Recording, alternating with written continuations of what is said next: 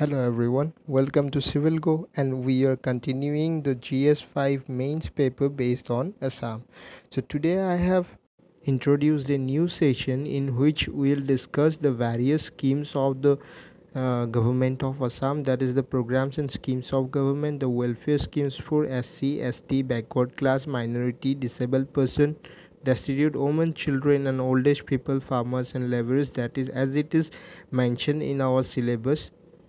In this current portion of economy, I will cover the schemes of the current government from starting and will continue with the new schemes. So this will be a weekly lecture and the PDFs will be provided in the description section. Along with that, I will make a separate playlist for this government scheme so that you can revise the entire scheme just the night before the exam.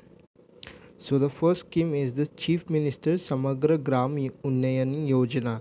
নামটোৰ পৰা যেনেকৈ জানিব পৰা গৈছে এই নামটো এই স্কিমটো মেইনলি ৰিলেটেড হৈ আছে ৰুৰেল ডেভেলপমেণ্টৰ লগত so the scheme announced by the Assam government for the development of villages in Assam state. The scheme will be implemented in a mega mission mode in all the villages of Assam in the next 5 years culminating in 2021 to 22. So scheme to start hoise 2016 or পৰা আৰু 2022 scheme to শেষ হ'ব. The village development scheme was launched by Chief Minister Sarbananda Sonowal on 5th February 2017 in Guwahati. গতিকে quickly আমি স্কিমটোৰ প্ৰভিজনছ আৰু অবজেক্টিভছখিনি চাই লওঁ এই স্কিমটোৰ আণ্ডাৰত 30,000 crore এলট কৰা হৈছে যোনটো 2016 to 2020 ভিতৰত ইউটিলাইজ কৰা হ'ব The objectives of the scheme says that the scheme is aimed at bringing revolutionary changes in the villages of state by doubling farmer income. So main focus farmer income on dia hoise. A scheme to under farmers burok technical support kisuman dia hobo implementation kisuman technical implementation upgradation kora hobo jenekwa tractors, pumps, paste, insecticides ebur dia hobo. লগতে গভৰ্ণমেণ্টে ফাৰ্মাৰ্ছবোৰক direct economic এক্টিভিটিত assist কৰিব যেনে কোনটো ছিজনত কোনটো crop লগালে বেছিকৈ profit earn কৰিব পৰা যাব আৰু লগতে টেকনিকেল ছাপোৰ্ট দিব আৰু মাৰ্কেট লিংকেজেছ ক্ৰিয়েট কৰিব যাতে ডিষ্ট্ৰেছ চেল কমকৈ হয় আৰু লগতে কমিউনিটি ছাপোৰ্ট এক্সপেণ্ড কৰিব Under this CM Gram Unnayan Yojana scheme, government has launched Assam Tractor Distribution Scheme. So this scheme is a revised scheme that government will provide one tractor along with some necessary accessories at subsidized rate. So the government will distribute approximately 10,109 tractors in the first phase. So a scheme to phase by phase run over the first phase of 10,000 tractor distribute kora hobo. So a tractor scheme to 26,000 villages of Assam cover koribo phase wise manner বুলি কৈছে কোনে কোনে apply কৰিব পাৰিব এটো চাই লওঁ a group of 8 to 10 people who are actual adult farmers can apply for this tractor distribution scheme. Let us move to the second scheme, that is the Mukhyamantri Krishi Sahajoli Yojana, which is also known as the CM Farm Tool Scheme.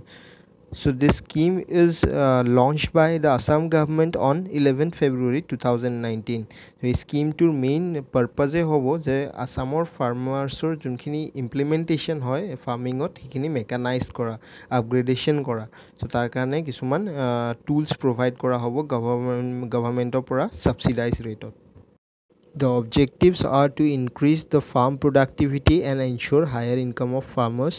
5 lakhs farmer will be benefited and 5,000 rupees will be transferred to each farmer's account through direct benefit transfer.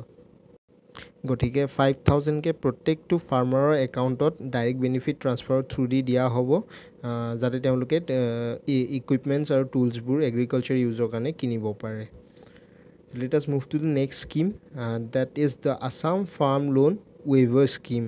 So নামটো দি গম পোৱা গৈছে ইয়াত হয়তো কিছুমান interest subsidise rate scheme হ'ব নহলে বা 0% ইন্টাৰেষ্ট স্কিম তেনেকুৱা টাইপৰ স্কিম হ'ব The scheme is also known as Kisan Karj Maafi Scheme. which is to provide 25% debt relief to farmers up to maximum rupees of 25,000 on loans taken from banks. এই স্কিমটোৰ লগতে গভৰ্ণমেণ্টে approve কৰিছে the interest relief scheme for farmers, যোনটোৰ আণ্ডাৰত Kisan credit card loans দিয়া হ'ব at 0% interest rate. The state government of Assam would provide a subsidy of 4% on the KCC loans to enable farmers at 0% interest rate. So যোনখিনি interest হয় সেইখিনি গভৰ্ণমেণ্টে সেই ছাবচিডিটো pay' কৰিব আৰু যাৰ ফলত ফাৰ্মাৰ্ছবোৰে 0% ইণ্টাৰেষ্টত লোন ল'ব পাৰিব through their Kisan credit card. Under the Assam Farm Loan Waiver Scheme, governments announced the Assam Farmers Incentive Scheme, যোনটোৰ ফাৰ্মাৰ্ছবোৰক ভাল কামত ভাল ইনচেণ্টিভ দিয়া হ'ব. চ' এই স্কিমটোৰ আণ্ডাৰত গভৰ্ণমেণ্টে 10,000 ছাবচিডি দিব ফাৰ্মাৰ্ছবোৰক যোনবোৰৰ অলৰেডি লোন লোৱা আছে কিষাণ ক্ৰেডিট কাৰ্ডেদি আৰু ৰিপে' কৰা হোৱা নাই. গতিকে আকৌ নতুন লোন ল'বৰ কাৰণে গভৰ্ণমেণ্টে 10,000 ৰুপিজ একাউণ্টত দিব আৰু লগতে যোনবোৰ ফাৰ্মাৰ্ছে অলৰেডি তেওঁলোকৰ কিষাণ ক্ৰেডিট কাৰ্ডৰ দি লোৱা লোনটো ৰিপে' কৰিছে তেওঁলোকক 25,000কে ইনচেণ্টিভ ছাবচিডি প্ৰভাইড কৰিব. Along with this, government made two important announcements under this Assam Farm Loan Waiver Scheme. One is the state freedom fighters pension is raised. That is, the state government has hiked the state freedom fighters pension from 20,000 to 21,000. আৰু তাৰ বাহিৰে আৰু এটা কৈছে যে formation of MSME Facilitation Council, under which Micro and Small Enterprises Facilitation Council will be established, which will be headed by the Industry Commissioner. তো যোনবোৰ council create কৰা হ'ব সেইবোৰে প্ৰমোট কৰিব মাইক্ৰ' এণ্ড স্মল এণ্টাৰপ্ৰাইজেছবোৰক. তো এইখিনি হ'ল complete Assam farm loan waiver scheme. এই স্কিমবোৰ ইমপ্লিকেশ্যনছ আছে প্ৰিলিমছত এজ ৱেল এজ মেইনছত যদি আহে ফাৰ্মাৰ্ছৰ আপগ্ৰেডেশ্যনৰ কাৰণে গভৰ্ণমেণ্ট ইনিচিয়েটিভ বা ফাৰ্মাৰ্ছ ৰিলেটেড এনি কুৱেশ্যনত এইখিনি ভৰাই দিব পৰা যাব. So this much is from my side today, and I will take this session in every week, and will take around 10 sessions to cover all the schemes of the government up till now. Then see you in the next session, and thanks for watching.